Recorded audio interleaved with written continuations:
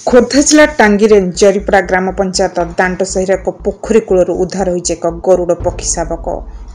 ଜଣେ ଯୁବକ ପୋଖରୀ କୂଳରେ ବୁଲୁଥିବା ବେଳେ ଏକ ଗଛ ମୂଳରେ ଗରୁଡ଼ ପକ୍ଷୀ ଶାବକକୁ ଦେଖିବାକୁ ପାଇଥିଲେ। ଏନେଇ ଖବର ପ୍ରଚାର ପରେ ଘଟଣାସ୍ଥଳରେ ଟାଙ୍ଗୀ ବନ୍ୟପ୍ରାଣୀ ବିଭାଗର ଏକ ଟିମ୍ ପହଞ୍ଚି ଶାବକ ପକ୍ଷୀକୁ ନିଜ ହେପାଜତକୁ ନେଇଥିଲା। ଏହି ପକ୍ଷୀର ଚିକିତ୍ସା ନିମନ୍ତେ ନନ୍ଦନକାନନକୁ ହସ୍ତାନ୍ତର କରାଯାଇଛି ବୋଲି ସୂଚନା ମିଳିଛି।